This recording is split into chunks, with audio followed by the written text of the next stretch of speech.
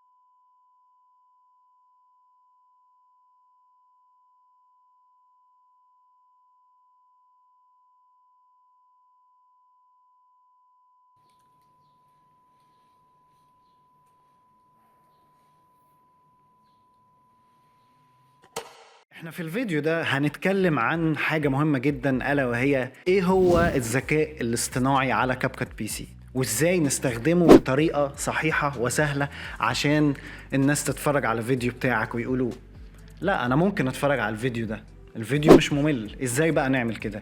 واكيد يا عزيزي المشاهد في 3 اسئلة جم في دماغك دلوقتي وانا شايفهم من بعيد، شايف دماغك عماله بتلف وتدور. السؤال الاول، ايه هي مميزات ان انا استخدم الذكاء الاصطناعي في الفيديو بتاعي؟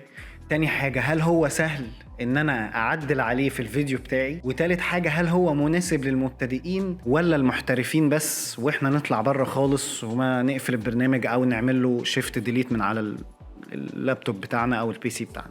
نبدأ بأول افكت، ألا وهو الميوزك بيتس. ازاي تعدل فيديوهاتك على المزيكا اللي انت اخترتها؟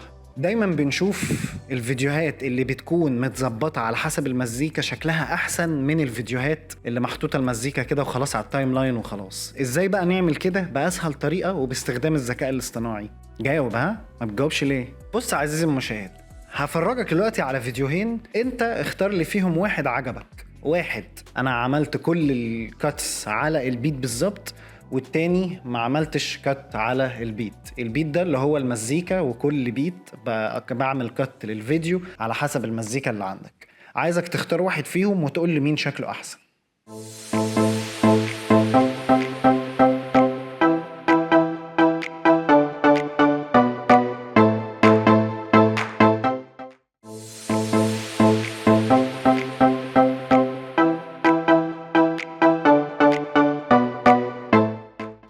دلوقتي انا نزلت اهو مزيكا من على النت ببلاش، هحط لك اللينك تحت للويب سايت اسمه بيكساباي، تقدر تحمل عليه مزيكا كتير جدا وساوند افكت كتير جدا، حرفيا كلهم ببلاش. هتقوم جايب المقطع عادي جدا، هتحطه تحت على التايم لاين زي ما اتفقنا وزي ما احنا عارفين. دلوقتي عندك هتضغط، اهم حاجه ان انت تضغط على البيت اللي انت عملته، هتلاقي فيه فوق كده حاجه اسمها مارك بيتس، تمام؟ هتضغط عليها، هتضغط بيت 1. بيت 1 يعني اللاير 1 اللي هو اللاير ده اللي انت حاطط عليها. لو انت حاطط مزيكا تحتيها هتبقى اسمها بيت 2، بس احنا طبعا مش حاطين حاجه على اللاير اللي تحتيها، فاحنا ايه هنعمل بيت 1 بس. هتلاقي على طول كاب كات على طول راح حلل لك المقطع كله وعمل لك ماركس على كل بيت في المزيكا، تمام؟ وده طبعا ممكن يفرق معاك ويساعدك جدا جدا جدا على في الفيديو اديتنج بتاعك. والله يا جماعه قبل ما الخاصيه دي تتعمل كنت دايما بقعد اسمع المزيكا مثلا بتاع 4-5 مرات عشان احلل فين بالظبط البيت اللي هنقطع عليه المقطع ده ولا هنعمل عليه البتاع ده. كان موضوع عذاب والله العظيم. دلوقتي كاب كات طبعا بكبسة زرار الحمد لله الاي اي اتعمل، بقى الموضوع سهل خالص. فتيجي تسمع بقى المزيكا، اسمع معايا.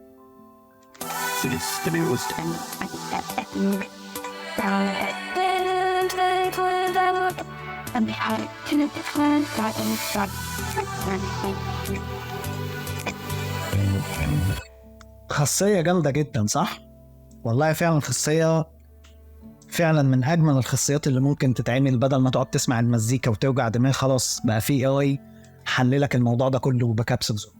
افتح بقى كاب كات وجرب كده مارك بيتس دي، وهتفرق معاك جدا جدا. وحاول تقصقص فيديوهاتك على المزيكا وتفرج عليها، هتلاقيها حلوة جدا.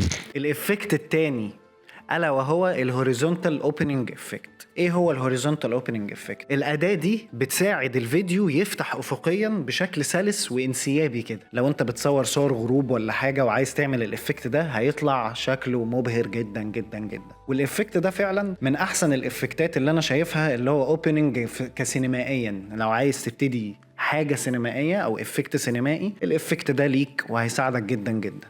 هنعمل ايه بقى في الافكت ده؟ تعالى معايا على كاب كات واحنا هنشوف.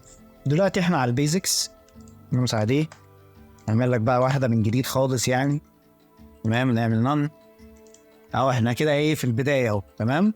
وادي الفيديو بتاعك الجميل. دلوقتي احنا هنيجي، ما تنساش تعمل البارامترز في الاول، تمام؟ بعد ما تعمل البارامتر في الاول هتضغط على ماسك اللي هي جنب ريموف بي جي والبيزكس. فوق على اليمين هتضغط على ماسك، هتلاقي حاجه اسمها ميرور. هتعمل ميرور، هتلاقي طالع لك الشكل الجميل ده اللي هو بتاع الهوريزونتال اوبننج افكت، وده اللي هنعمل بيه الهوريزونتال اوبننج.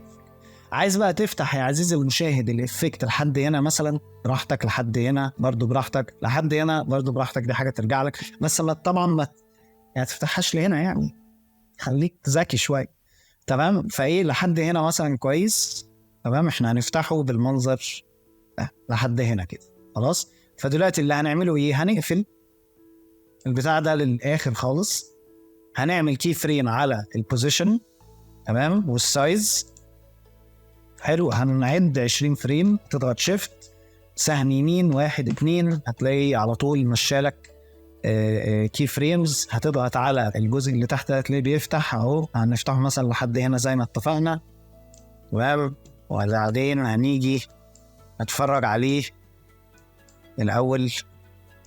طبعا بقى ما تنساش ان انت الحاجات البسيطه اللي هي في الاول دي ايه تقرط عليها كده عشان ايه تتاكد ان هو ايه صح 100% يعني.